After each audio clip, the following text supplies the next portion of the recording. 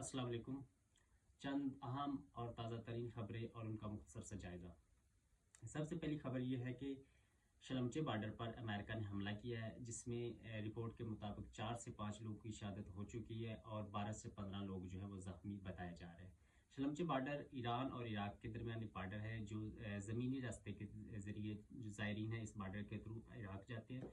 चूँकि अरबईन का मौका था तो लोग भारी तादाद में अरबईन के मौके पर करबला का जो रुख करते हैं ज़ियारत के हवाले से।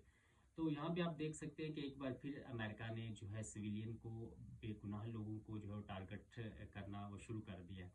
तो इस हवाले से अभी तक तो हमारे चैनल इस पे कोई बात भी नहीं कर रहे। यहाँ पे उनको ना तो इंटरनेशनल लॉ है उसकी धज्जियाँ जो उड़ाई जा रही होती, यहाँ पे उनको कुछ भी नज़र नहीं आ रहा। इस हवाले से हमारे चैनल्स पे हमारे जो नाम नहाद जर्नलिस्ट है इस हवाले से उन्होंने कोई अभी तक जो है वो बयान नहीं दिया कि ये जो अमेरिका कर रहा है यहाँ पे बैन अल-अक़वामी जो कानून है उसकी धज्जियाँ उड़ रही हैं या नहीं उड़ रही, इस पे अभी तक कोई बात जो है वो नहीं की जा रही। हाँ, उनके एक चीज़ जो है वो बहुत ज़्यादा नज़र आ रही है, वो यही नज़र आ रही है कि जो सऊदी शिप्स थे, जो सऊदी जहाज़ थे, माल बरदार जहाज़, उन पे जो ईरानी हमला है वो जो है इंटरनेशनल लॉ की जो है वो खिलाफ वर्जी है। वहाँ पे उनको इंटरनेशनल लॉ बहुत जो है ना अच्छी तरह से याद आ रहा है। यहाँ पे आपने देखा होगा कि पाकिस्तानी मीडिया ने शलमचे बॉर्डर के हवाले से कोई ख़ास खबर नहीं दी और ना ही हमारे जो नाम नहाद जर्नलिस्ट है उन्होंने भी इस हवाले से कोई बात की है।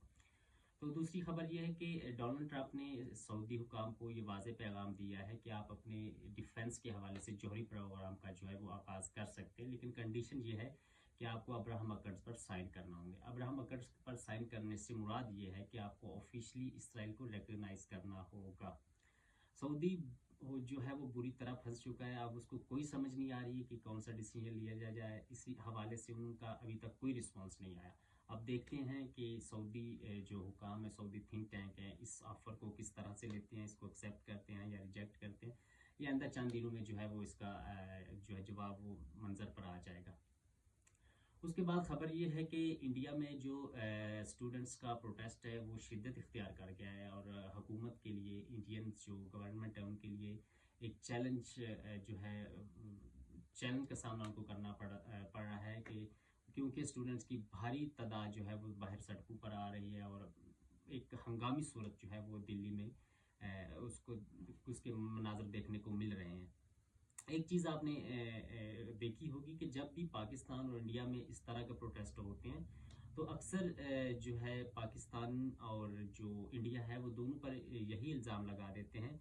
अगर इंडिया में प्रोटेस्ट हो रहा है तो वहाँ पे यही इल्ज़ाम लगाया जाता है कि इसमें पाकिस्तान इन्वॉल्व है, आईएसआई इन्वॉल्व है और उनके हकूक़ जो है और उनकी जो आवाज़ है उसको दबा दिया जाता है। बिल्कुल इसी तरह पाकिस्तान में जब कोई भी ग्रुप चंद लोग इकट्ठे होकर अपने राइट्स के हवाले से, अपने हकूक़ के हवाले से बात करते हैं, प्रोटेस्ट करते हैं, तो उनको भी अक्सर इसी बात के साथ, इसी इल्ज़ाम के साथ जो उनकी आवाज़ों को दबा दिया जाता है कि आप जो है वो इसमें इंडिया इन्वॉल्व है, इसमें जो है रॉ इन्वॉल्व है।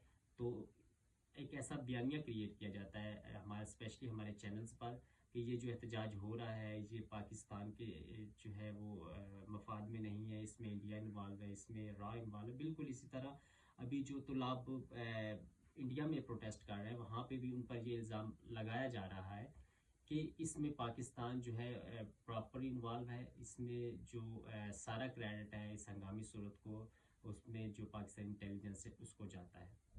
तो मेरा यहाँ पे ये सवाल उठता है कि जो अवाम है उनको अपने हकूक़ के हवाले से, अपने राइट्स के हवाले से, अपने इंसाफ के हवाले से आवाज़ उठाने का कोई हक नहीं है।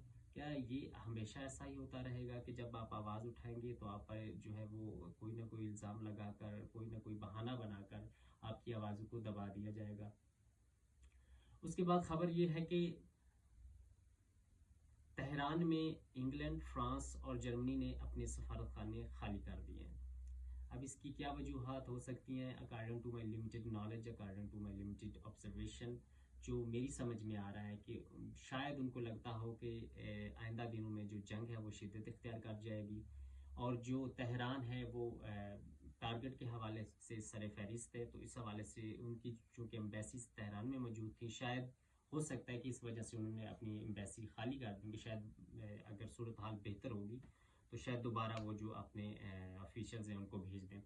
تو دوسری وجہ یہ بھی ہو سکتی ہے کہ ہو سکتا ہے کہ امریکی دباؤ کی وجہ سے انہوں نے اپنی جو ڈپلومیٹک ریلیشنز ہیں تہران کے ساتھ، ایران کے ساتھ، ان کو ختم کرنا چاہتے ہوں.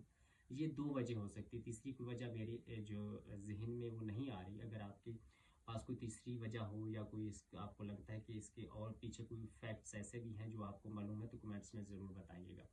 اس کے علاوہ خبر یہ ہے کہ پاکستانی حکام نے حوثی گروپ جو کہ یمن میں ایک بہت بڑا گروپ ہے، ان کو واضح پیغام دیا ہے کہ سعودی عرب جو ہے وہ ہماری ریڈ لائن ہے. اگر آپ سعودی عرب پہ حملہ کریں گے تو اٹ مینس کہ آپ نے پاکستان پر حملہ کیا. اس کے جواب میں حوثی حکام نے بھی پاکستان کو واضح الفاظ میں پیغام دیا ہے کہ آپ نے اس جنگ میں ایک بہت اہم رول ادا کیا، یعنی کہ ثالثی کا رول، یعنی کہ میڈیشن کا رول. تو آپ کا ایک بہت بڑا کردار ہے اس جنگ کو روکنے کے حوالے سے کہ آپ نیوٹرل رہے، آپ اس جنگ کا حصہ نہیں بنے. تو ان فیوچر بھی آپ کے لیے یہی بہتر ہوگا کہ آپ اس جنگ کا حصہ نہ بنیں. ابھی ریسنٹلی انہوں نے 2 سعودی ٹینکر جو ہیں ان پر حملہ کیا ہے حوثیوں نے.